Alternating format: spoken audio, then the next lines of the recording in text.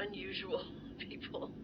And I mean, nobody had ever really had a Leave It to Beaver kind of family. But we really were outside the box.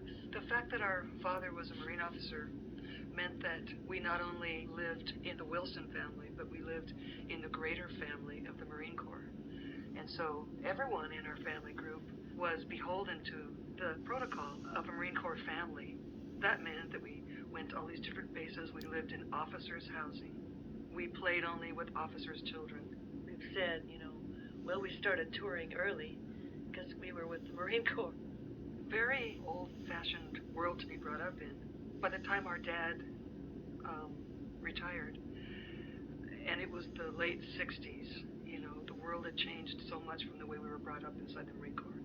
And our family was thrown into this really liberal 60s kind of open mentality. That's where Nancy and I began to be musicians. I guess you could say that our artistry got its birth when we were released from the Marine Corps.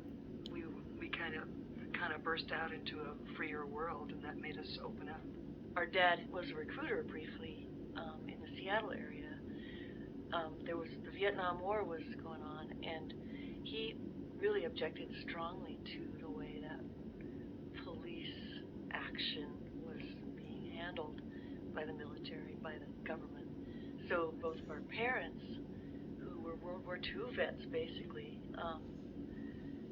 objected to the way we were, America was participating in that. And we went on, we went to some peace marches with them, and we had a much more liberal sort of big picture of, war versus peace. And our dad had fought in World War II in some really heavy-duty action, and nearly been killed a few times doing it.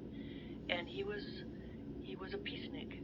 He decided that everything he kind of fought for was the privilege of having peacetime in America. There was a real mind-expanded thing going on at the end of the 60s and into the 70s there. Music at that time was very mind-expanded as well.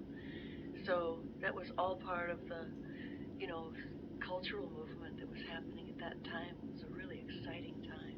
It's a good time to be 9 years old and playing guitar when you're 9.